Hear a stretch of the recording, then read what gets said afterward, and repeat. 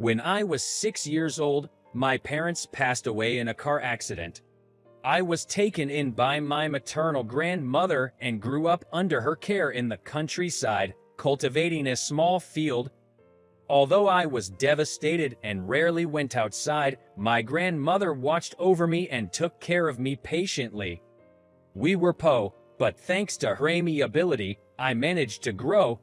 We couldn't afford any toys, but I was content with just paper and colored pencils. I loved to draw. The rural scenery, the sunset over the sea, the starry night sky. I was never short of subjects. But the most enjoyable thing for me to draw was my grandmother. I'd never get bored of drawing her and continued it every day. Wow, Bob, you're really good at drawing. I'm so happy you're making me look so beautiful. Do you think I could be a painter when I grow up? Of course, you'll become the #1 painter in America. Her words sounded like magic to me, and before I knew it, I started dreaming of becoming an artist. But at the age of 17, during my junior year of high school, my grandmother passed away. She was in the hospital for just half a year. I was planning to attend an art school in New York, but due to financial reasons, I had decided to get a job. I wanted to work and ease my grandmother's burdens, but she was gone before I had the chance. While holding back my tears, I was sorting out her belongings. I found a box containing dozens of drawings I had made, which brought me to tears again. That's when I found a bank passbook in the box, with my name on it. When I opened it, I was shocked to see the balance, $20,000. What? $20,000? When did she? As I was holding the passbook, something fell out of it, a handwritten note from my grandmother. Dear Bob, go to college. This is my last wish. I broke down and cried out loud. I wondered how long it took her to save that amount. Thank you. I'm sorry, Grandma. Holding the passbook tightly, I continued to cry. Thanks to my grandmother, I was able to attend an art school in New York. I started living alone in a crummy apartment. My tuition could be covered by the money my grandmother left me, combined with a scholarship, but I had to earn my own living expenses. I found a well-paying night job at a bar. Being a country boy and not particularly affluent, I was laughed at by my seniors. It was hard to remember the names of the cocktails, but I enjoyed learning about the new world. Hey, lady, don't just take stuff without asking. The boss's voice echoed from the back alley. There was an old lady who had been picking up empty cans from the bar's trash can every night. You're going to throw them away anyway, aren't you? So, what's the problem? It's really annoying to have homeless people like you hanging around every night. Who are you calling homeless? You saucy kid.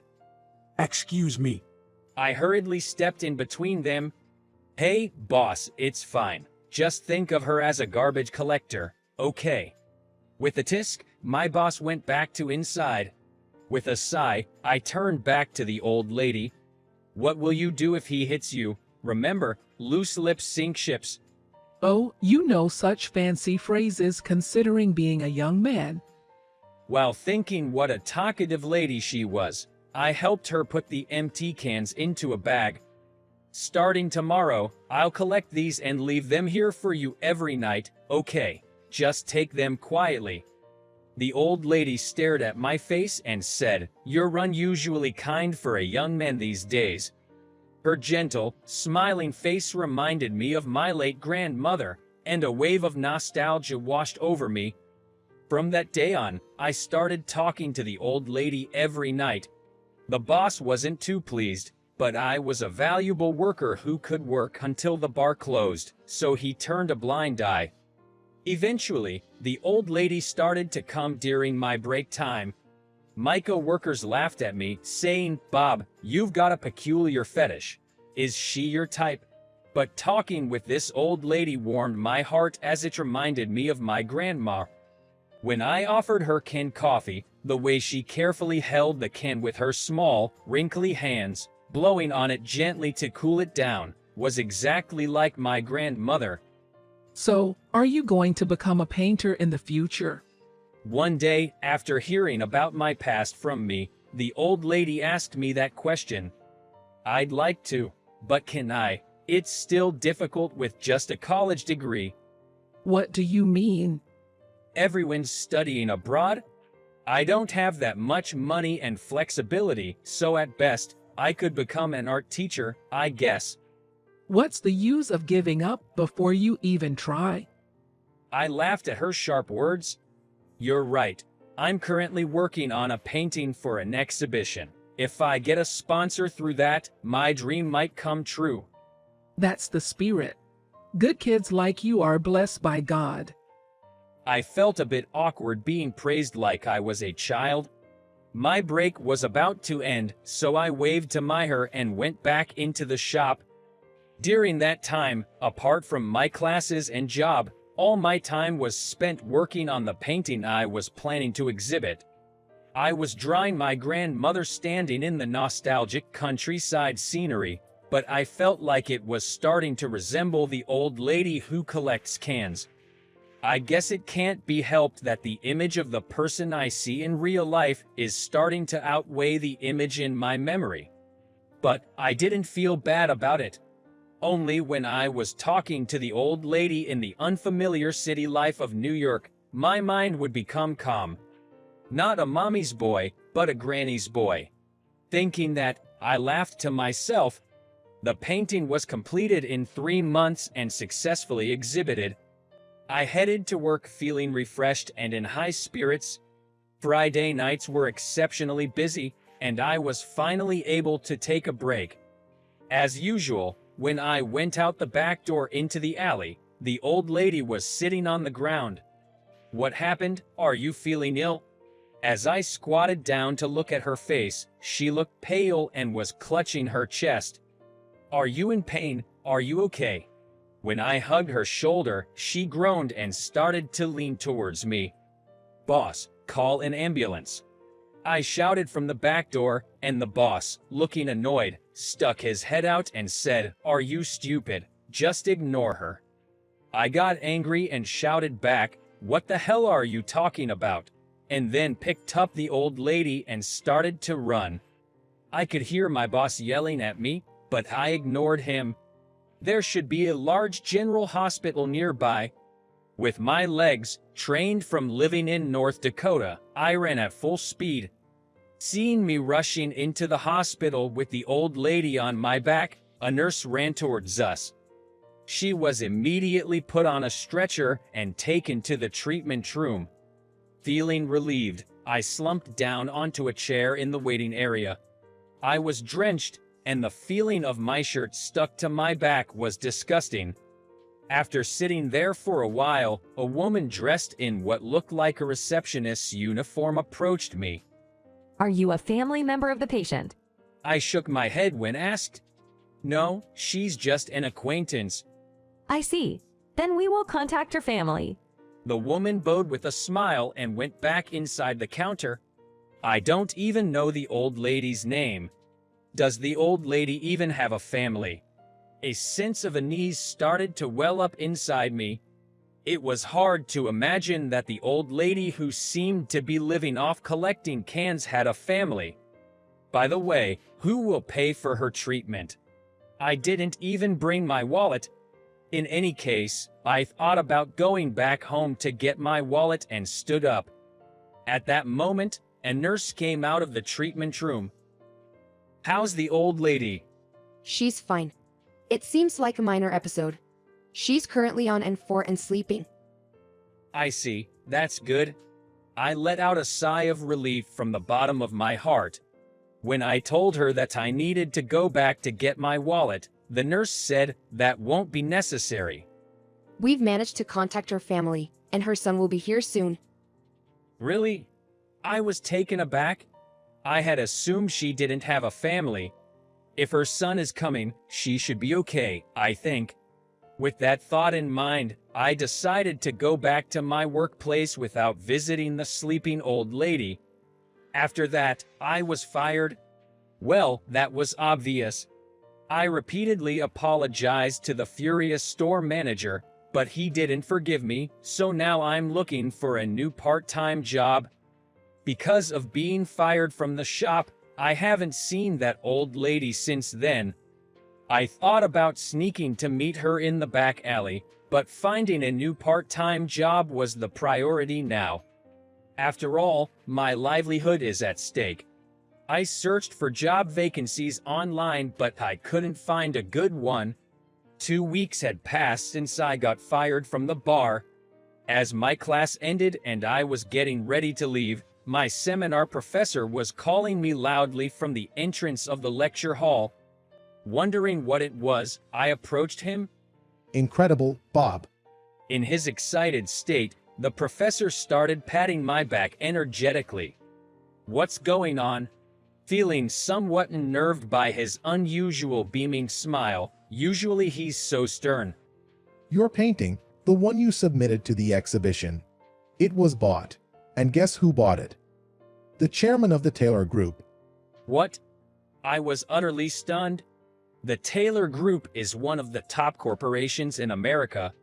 Their chairman bought my painting. I couldn't believe it. And the purchase price was $100,000. The professor whispered. I thought I was going to faint. Apparently, he wants to meet you personally. We received a contact. You need to go to their headquarters next Sunday. Are you sure? Good for you, Bob. Good for you. Despite the professor's almost tearful joy, the situation didn't seem real to me. This must be a dream. If not, it's a miracle. Unbelievably, the promised day arrived and I dressed in a formal suit, heading to the headquarters. As I was looking up at the huge open ceiling, a woman as beautiful as a movie star appeared and led me to the chairman's office on the top floor. I've brought him here. Please come in. Swallowing hard, I entered the room. In the middle, there was a luxurious sofa with an elderly woman and a man in his 50s seated. As I approached, I saw my painting on what seemed to be a marble table. The woman slowly stood up and looked at me. You? I involuntarily pointed at the woman. The person smiling at me was the old who had been collecting cans. Well, are you surprised? The old lady laughed, seeming extremely pleased with the successful surprise. At what? Sorry to startle you. Please have a seat. Told by the man, I sat across from them. No matter how many times I looked, it was undoubtedly the old lady. Let me introduce myself again. I'm Helen Taylor. I'm the chairman of the Taylor Group, believe it or not. I'm her son, Dallas. I serve as the CEO. I still couldn't find my words. The chairman? The can-collecting old lady is the chairman of the Taylor Group. We really appreciate you helping my mother. I apologize for the delay in expressing our gratitude. The CEO bowed his head sincerely. Still, I couldn't believe what was happening. Feeling I had to say something, I spoke out the thing that had wanted to know. Why were you collecting cans? The chairman burst out laughing. It must seem strange, right? I was a single woman raising 3 children amidst the chaos after World War II. I started a small shop with the money I earned from collecting cans, and that's the foundation of today's Taylor Group. So, can collecting is my lifestyle. I won't stop till I die. No matter what I say, she won't listen. We're sorry if it caused you any inconvenience, Bob. Oh, because of me collecting cans there, we were able to meet like this. The chairman laughed again. Finally, I began to grasp the situation. It was purely coincidental that I bought your painting, Bob. Saying so, the chairwoman began to speak. She went to the art exhibition because she wanted to see my paintings. However, the chairwoman, who didn't know my name, had no idea which ones were mine. While she was looking here and there, imagining which one could be mine. She was completely drawn to one particular painting. She pointed at my painting on the table and asked the chairwoman, Isn't this me? Well, yes, it might be you, ma'am. What do you mean it might be? I thought it was me at first sight.